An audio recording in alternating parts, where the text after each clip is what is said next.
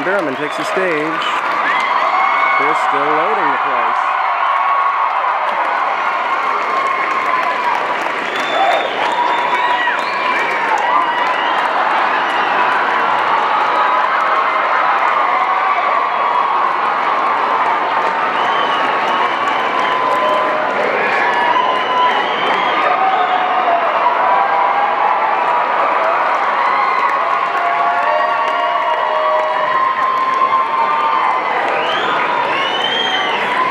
You're gonna have to go see a chiropractor now.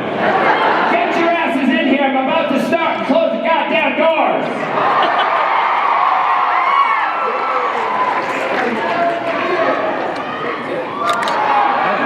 You love my hands? No, see, this is the thing. You're all expecting me to take off my pants, so I'm not gonna do it then.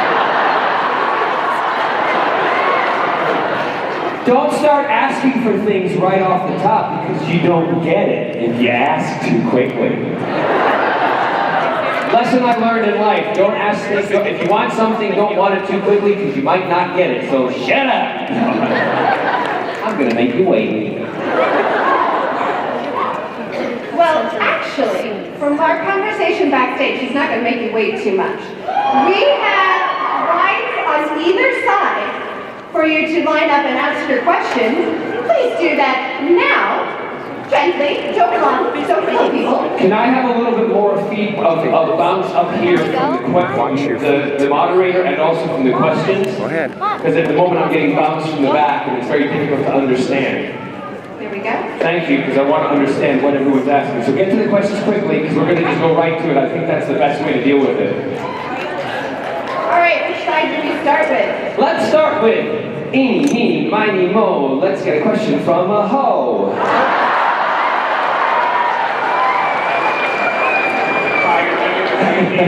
My question is, out of the 3 current Doctors, which was your favorite to kiss? Well, I only kissed one in the program, and that was Christopher Eccleston. David, I kissed as David. So we swapped tongues. What else?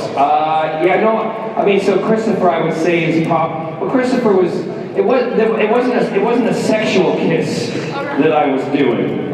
It was more. Sorry to rearrange the furniture, but it just seems so formal. There we go.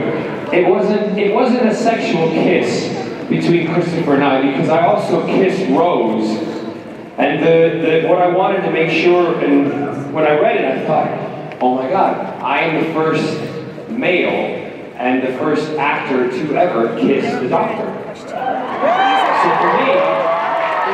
for me, that was a groundbreaking thing, because and also as being a gay man myself, it was a huge thing to have on television, particularly in the audience that was going to be watching, which was a family audience, young kids, young adults, and everybody was going, oh my God, do you think we can do it? And Russell and I were like, just do it.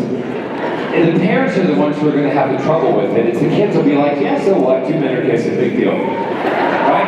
And that's exactly what happened. But Christopher was a good kisser. I wanted to show that Jack loved the Doctor and Rose equally, so if you ever go back and watch that again, which I know a lot of you do, you are going to see that I kissed them in exactly the same way. And that was a choice by me, because I didn't want any sensation, because newspapers do that. They'd be like, John Barrowman kissed the Doctor because the man kissed him longer, blah, blah, blah, blah. Shut up. I can't hear you. Can you put that mic up a little bit? Put that mic up a little bit so it's right in front of their faces like it's me. Yes, Doctor, what can I do for you?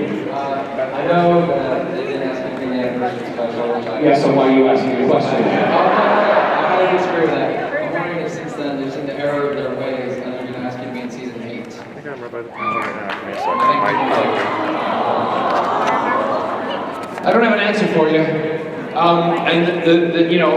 Again, every day on Twitter I get asked that same question, and I'm ignoring them now, because it's not that I don't want to answer it. It's just that it gets me when I, because I feel like I'm explaining myself, and I sound like I'm someone who's ungrateful or being bitchy, which I'm not.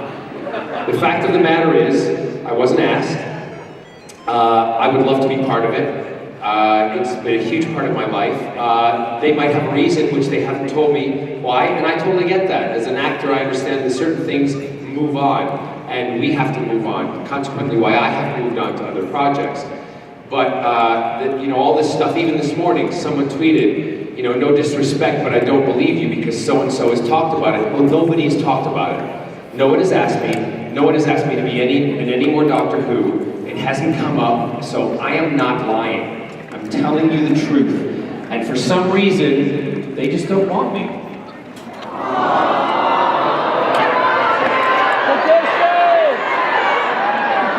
I hear that, okay? But you guys have the power. Yep. And if they blame it on my schedule, it's not true because I've always made time for Doctor Who and Torchwood because I love Captain Jack. I love the shows. I would bend over backwards to make it fit, and the fact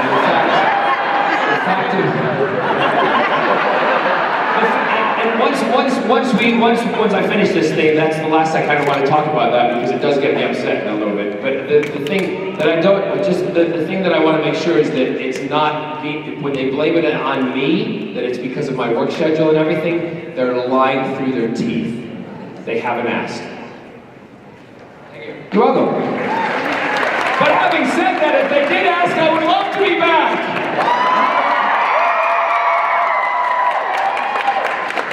Yes, over here. Hi. Hi. Thank you for the big bear hug yesterday. You're welcome. And Because are you an otter or a bear? You're kind of in between right now, right? yeah, That's okay. There's the bear who's going to be hugging you later. Go ahead. what's your favorite food? I love that you asked that. My favorite food, I'm not a vegan, I'm not a vegetarian, I'm not a complete meat eater, except on a Friday.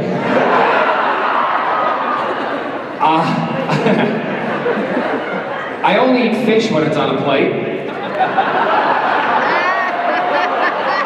I don't know why you're all laughing. So I'm not fussy about food. I love food. I enjoy my food. That's why I have some love handles.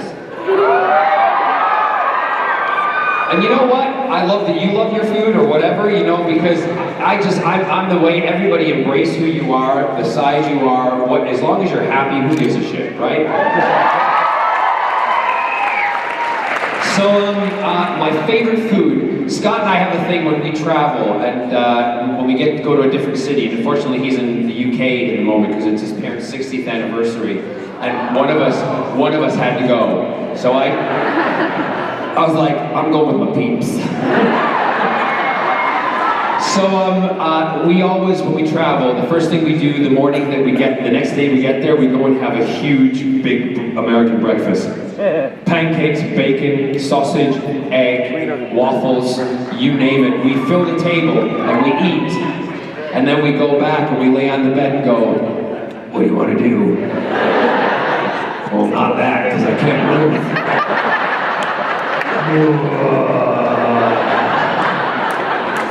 And speak some Welsh. Sorry? Speak some Welsh. Speak some Welsh. Bore da croeso I Phoenix. What else? Nos da. That's all different phrases. You don't know what I said, do you? No, so sit down. So, I know Doctor Who is a TV series, but... Oh my God, you're so intelligent. So do you see a movie in the production of Torchwood? I have no idea, again, because I don't make those decisions. Torchwood is under the wing of, I think, BBC Worldwide and BBC. And what I will say is that my sister and I wrote, I think, a really really fantastic Captain Jack story in Exodus Code, which is a book that we wrote, which is out, which you can all get. It continues on from where we left off, in a sense. I think that would make a great movie.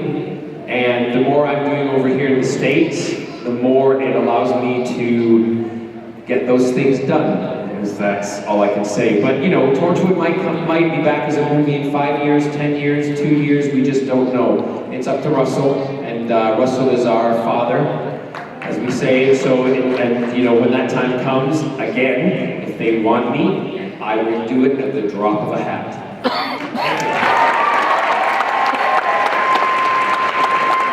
Yes. Do you want to sit down? You don't have to stand up, or are you just hurt from what I did to you? You're so flustered. Yes. What's the question that you always want to be asked, but you never get asked?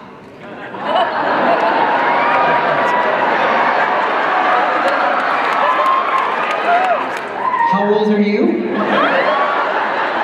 You're 12. Okay.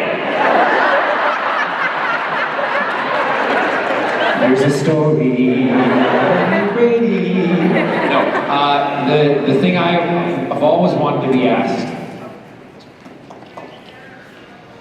Oh, I've never thought about. I haven't really been thought about that, and it's because I get asked a lot of questions, and I've pretty much been asked everything. But I think if off the top of my head, a question that I would always be asked. Oh, I want to make it a good one. I don't want it just to be frivolous. And also, you're 12.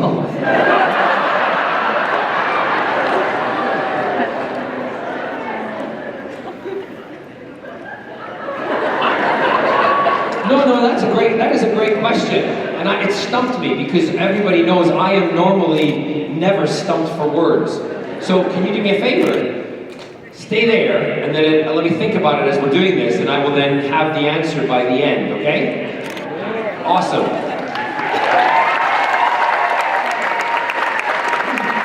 Because what will happen is it'll fire in my brain at some point, and I'll go, that's the question I've always wanted to be asked. Yes.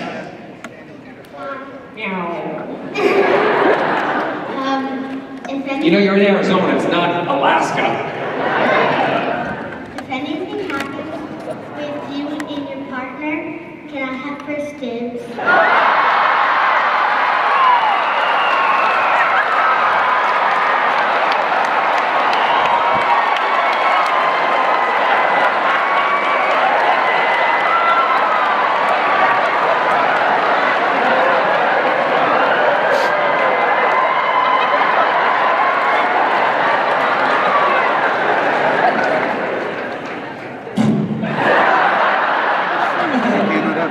Standing. You can have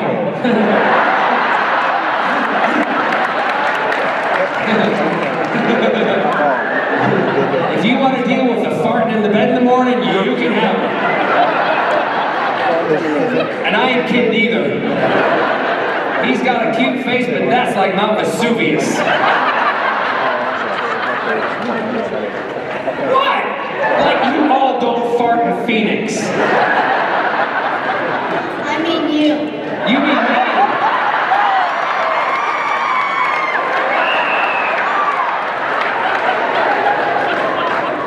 If you did, well, I'll ask Scott, but if you did, you'd be happy to come because girlfriend, you would be a princess in my house. I'd have a different outfit for you that you could change every hour. You would have anything you want. You'd have a horse and a carriage outside white with a big princess thing on it. I'd be like, where are you going today, girl? You're like, I'm off to school in my carriage. You go.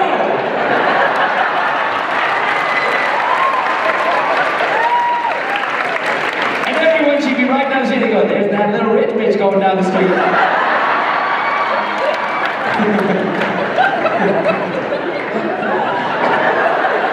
And I'd be like working my ass off to pay for the horses and everything. Come on.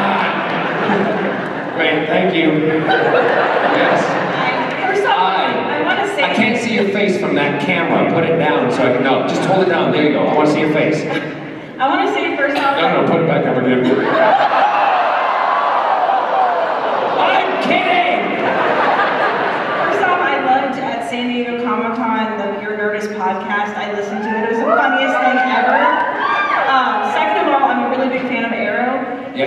how do you... Didn't you come to my table yesterday? I Yes, did, you but in cosplay. That's right, you were. How do you prepare for Arrow compared to Doctor Who and Torchwood? Because it seems like definitely a different character. Well, yeah, it is. I'm so glad you made that observation. One's an asshole, one's not. To prepare for it, you know, I have to be honest with you, and I've said this at other panels and things, I don't go that heavily into that whole, oh, I've got to become this person, I've got to feel the inner self of me, I've got to walk like this when I'm getting ready, and I've got to take 3 deep breaths before I say my lines. That's all bullshit. Right? Get up, put some personality into it. We've all got those people inside us. That's the way I look at it. So there's a bad guy in me, there's a bad guy in you, and it, you know, we all just control those emotions and things a little bit, but the thing that's great about acting is we get to go in front of a camera and throw them all up in front of you. And that kind of preparation is the kind of, I just live in the moment, and everybody who works with me backstage and doing this, like, I live literally my life day to day. I don't, although my schedule is planned for the next 65 gazillion years till I get my head chopped off and I'm put in a big glass case and I swell.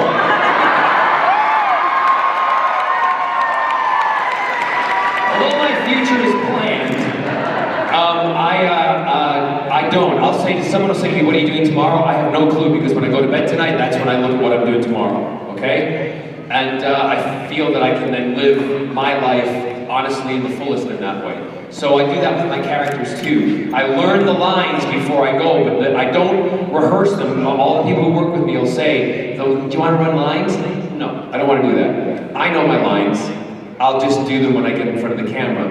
And then, you know, unless it goes completely wrong, which it does sometimes. You get in front of the camera, so it's spontaneous, and then you rehearse there and you do it. And that's kind of how I do it. Does that kind of answer the question? Yes, it does. Good. Lovely. Thanks. Okay, first of all, I want to say I'm like a huge fan of you. Thank And you. you're one of the reasons I want to become an actress when I get older. Awesome. And also, my question is, who would you rather kiss, Benedict Cumberbatch or Martin Freeman?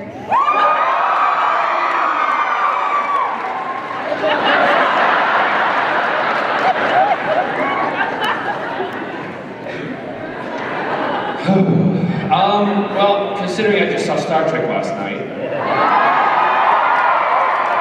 Yeah, y'all didn't know that. I went to the movie, sat by myself in the front row with a big thing of popcorn and some Sour Patch Kids and a bottle of water. It was brilliant. I think well, because I'm with an Englishman, I think I have to go with Benedict. You're too young. How old are you? 12. Oh, Jesus. 12 going on 42. Yeah, no, so I'd say Benedict, because Benedict, he was, you know, he was pretty, and he's so tall in comparison to the rest of the cast. Did you see it? He's like 72 feet 4, you know, and what's his name who plays Kirk? He's like, what? Thank you. Obviously didn't make an impression on me, did he? No, he's got really cute butt. He's got a cute butt. He does, he's got a cute butt. I just didn't know his name off the top of my head. But yes, but Benedict here, him here, well, you know. Thank you very much. You're welcome. And good luck being an actress. Yes. What's one of your favorite experiences with a fan at Comic-Con? Like, have you ever met somebody and you're like, I want to be your friend in real life?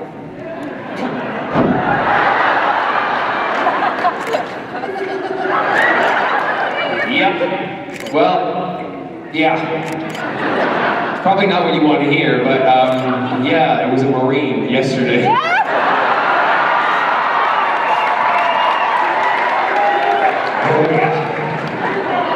Oh yeah. And yeah, I wanted to be his friend in real life. Oh, sorry, Scott. Where's that 12-year-old girl? You can have him. Yeah, no, but I got loads of stories. One of the things that happened to me, And I try to think of new things to talk about when I do this, but this one story continues to always make me, you know, kind of feel that I'm doing, what I'm doing is right, and that, you know, everybody's getting the right idea, and, you know, blah, blah, blah, blah, blah. This father came up to the table with his son, and it was myself and some other Torchwood people and a couple of Doctor Who people, and they came up and he walked up to the table and they said, he said, do you want Captain Jack's autograph? And the kid turned and he went, yes, Dad, of course I do, because, you know, he might like boys, but he is so cool. And I thought, you know what, kid, you're getting that for free, get over here. So yeah, so those kind of things I love. I also love when people come up, and there's many of you out there know who you are, and all the different cons that I've done, will come up and tell me your stories. I know it's a brief time you have to tell it, but you've learned how to do Twitter speak, which is fantastic. So it's like, hi John, hashtag out gay, love it, you saved me, brilliant. So, and, you know, I enjoy hearing those kind of things because it's great to see that people identify with sci-fi, because that's what sci-fi does best. We touch on subjects that other shows are just starting now to touch on, you know, because they've been afraid to for so many years, but we in the sci-fi world, everybody knows that no one can pull the wool over a nerd's eyes.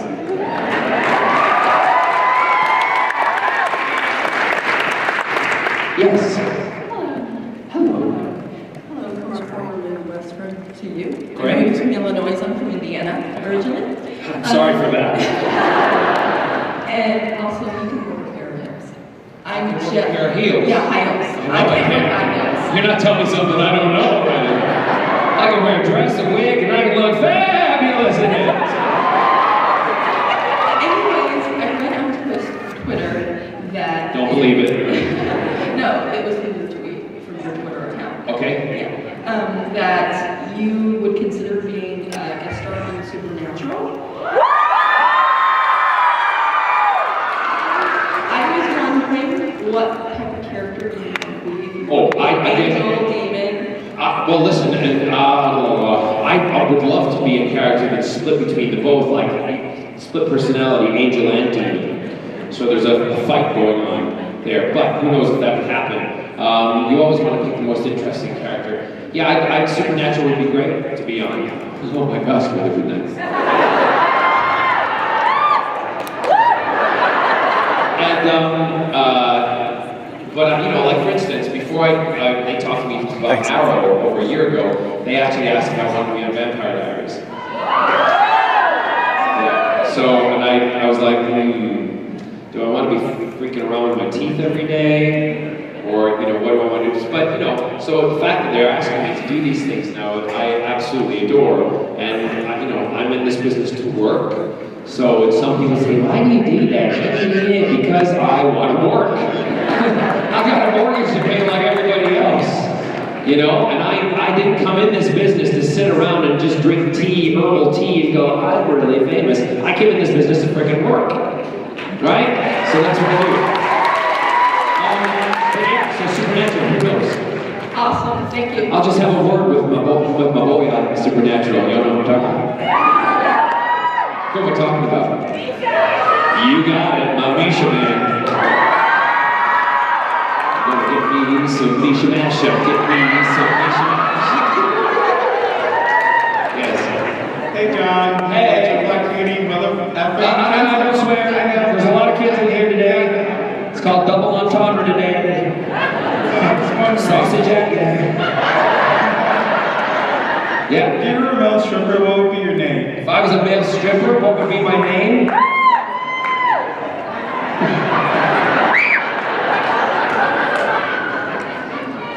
No, it wouldn't be Captain Jack. It would be Captain Crap.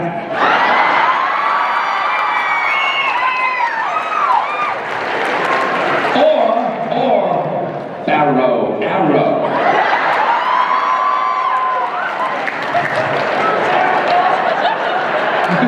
Yeah. Mr. Touchwood. Doctor Who. Jack Harkness. You want me to keep going? Delicious. Sorry. Thank you very much.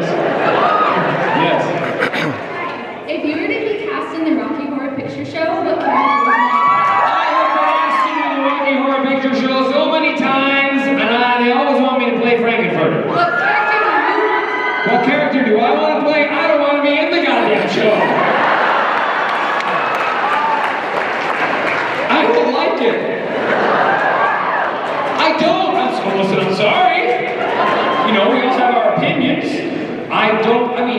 It's not my thing. I don't really like it. It's not the show that I would really be able to get up and do 8 times a week. Sorry. No. I'd rather do Locage. Yeah. Sorry. I want to be a pretty tranny. I don't want to be a haggard tranny. Yes. Hi. Hey! So you've gotten to work with some amazing actors over the years, You think? but who is on your bucket list of an actor to work with? Again, those are questions that I don't think about, I don't answer, because I don't know where my life is going to take me. I don't have actors that I kind of go, oh my God, I love them, I want to be like them, I want to be who I am, right? And I understand that I enjoy watching other actors on screen and on television. I never thought that I would work with the people that I've worked with. Never did I ever think that was going to happen. So that's where joy from what I do comes to me every single day, because I know, like I go on set and like when I was doing last Torchwood, I'm working with Bill Pullman. I mean, come on. It was just phenomenal, right? And all the other things that I've done. So it's kind of a thing that I just go with the flow with that. And there would be one person, if I could go back, and this is going back to my musical roots. Musical people are stuck in the back over there. That's all right, musical people are used to going up the back. Anyway. The alley to get to the stage door. I loved growing up Gene Kelly. I did, because when I watched him on film, not knowing what his personal life was like when I was growing up, to me he was a man who danced and he sang, and I wanted to be that man who danced and sang. I didn't want to get on stage and be, of course I play characters like Kaj that are, girl, and I know there are people that are like that, but I wanted to be that man, if that makes any sense. Right? And I did get a chance to meet him and talk to him before he died. He was going to direct something that I was meant to be in at the time, and that for me is one of my kind of little cherished moments that I got to speak and talk to Gene Kelly. And he, and also Howard Keel, who was a big Hollywood musical star. Howard came to see me in Sunset Boulevard in London, and he came backstage. So for me, those kind of 40s musical male icons, that's, if I'm letting you into a secret, those are my kind of ones that I go, oh, they're just brilliant, because they can do everything. And Howard Keel came into the dressing room, and this, all 7 foot of him, and he walked in, and I wanted him to start singing, 7 Brides for 7 Brothers or something like that. He walked in and he said, young man, just want to tell you, if you were around in the 40s, you would be my main competition.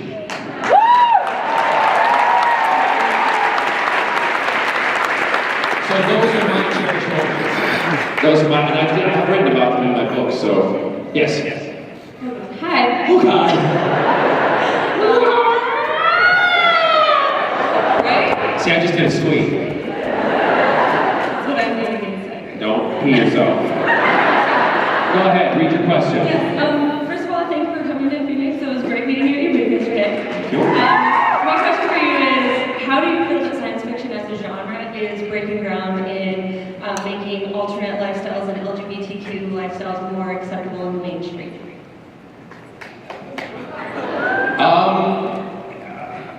Well, I think that it's, you may disagree with me on this. There's two kind of answers to that question. Sci-fi's been doing it for a very long time because they've done it in relationships. Like you can go back to the original Star Trek, where Kirk is with a green lady. All right, two different colors, that's the way they could get around it in those days, right? So we've always touched on those things in sci-fi. We've always, he's having sex with an alien or something like that. It's very different. It's what they would think, we don't think nowadays, but that was the taboo then. The subjects you couldn't touch. So sci-fi's always had that. But what a lot of people don't understand is that in American television, there are the most gay, lesbian, transgender, and this is going to be new. What is the Q for the end? Oh, see, we don't use that word in the UK. But it's cool. So I've learned something new today. So lesbian, gay, transgender, and queer. Bisexual, sorry. I should know, shouldn't I? My sister will text me and she'll go, what is it now? What is the term today? I'm like, don't ask me. I'm just gay. So with all that having been said, all of those, there's the most gay people, I say gay people, are represented on American television than anywhere else in the world. Yes, we applaud, that's great, but the problem is they're all the same type. There's nothing wrong with flouncy queens, right? Because I got some friends who are the biggest queens in the world, and I love them to death, but we're all not that way. We're all very different, as they are in every other section of society. We have different types. Like I was saying to that young lady earlier, that's why I wanted to be the man who sang and dance.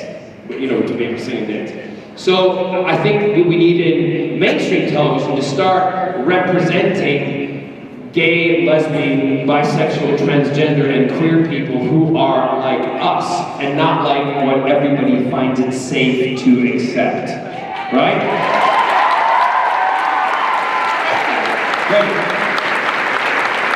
Because I want to see some butch men on television doing it with each other, and I want to see some pretty lipstick lesbians kissing. We ain't all dykes and queens, right? Am I allowed to say dykes? Because you're very quiet. Oh yeah, it's okay for you to say queer, but I can't say dyke. I'm talking about a wall that you put your finger in. Oh no, that's it. Never mind. That's true. That's in Holland. I love you guys. Yes. Hello, John. You are a wonderful, beautiful human being, and you are enough to make any straight man a 3. And I just want to ask. Hold on a second. Whoa. I'm learning a lot in Phoenix today. The Q for queer. Where are you going?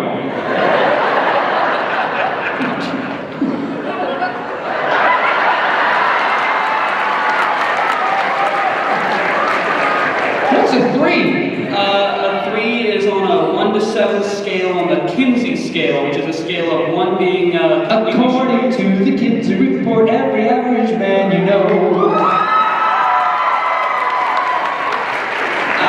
So you're a 3. Only for you and David Tennant. Gotcha. How old are you? 20. Okay, you're a slut.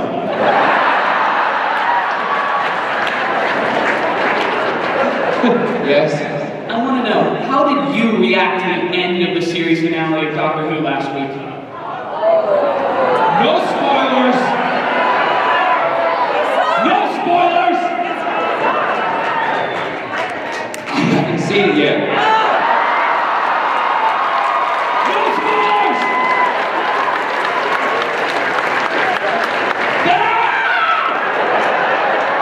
I will seriously hate you right now if you tell me. Don't tell me! Shut up!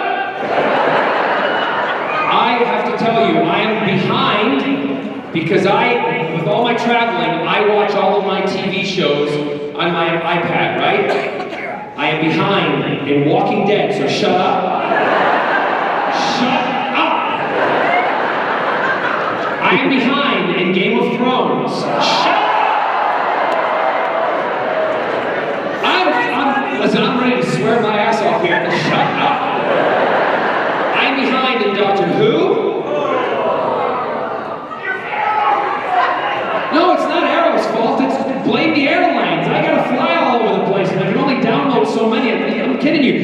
funny, when I put my iPad on to download everything before I fly, it's like I suck the internet into my iPad. And the thing's going, I can't do it quick enough. 23 episodes of this, 23 episodes of that. You don't have enough memory. Please stop. I have 3 iPads.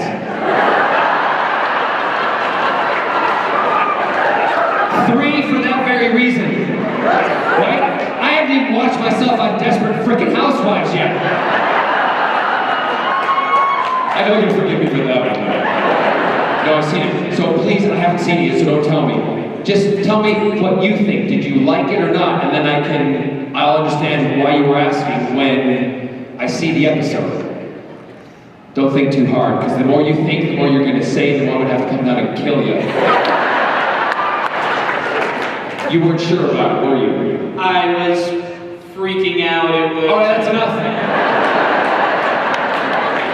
Put your damn fez on and go sit your ass down.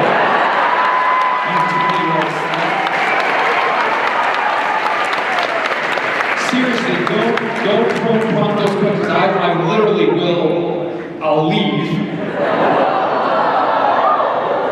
Hello, John. Yeah.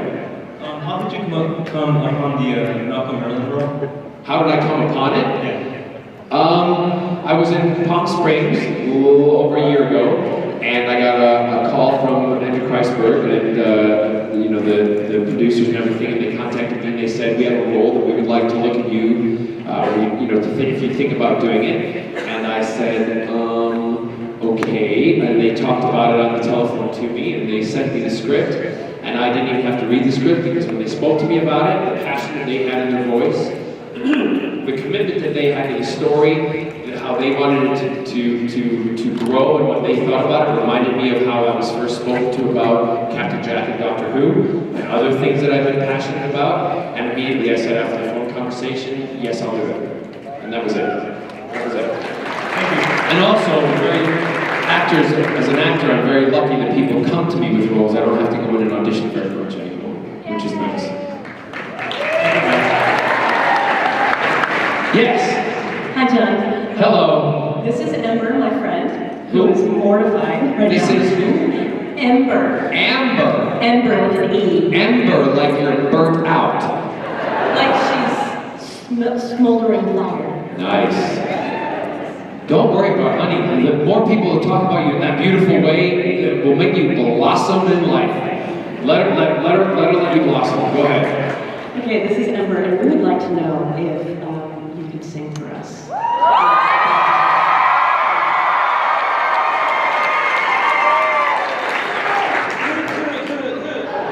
I've got some lyrics. Anything else? It is like 11 o'clock in the morning. Sorry? I've got some lyrics. You got what? Lyrics, if you'd like. Lyrics for what? Anything goes? Oh, I've done that so many different Or conventions. Sunset? Sunset Boulevard. Oh God, I can't remember those words. Sing who? Yeah, but that's really no, but be. Don't you tell me to shush, girl in the purple dress. What? I am not. Listen, I was in Germany last week, and they asked me to sing "Springtime for Heaven." I was like, hell no. See me in Düsseldorf going, with the hand up and everything. That would go down a tree, wouldn't it?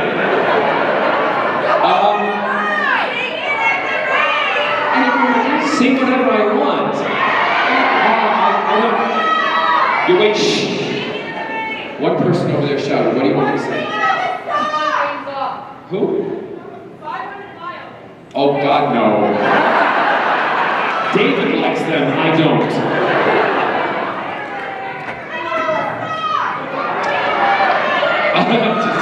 Let me come, I will sing something, but let me come back to it, okay? Thank you. All right, great. Yes.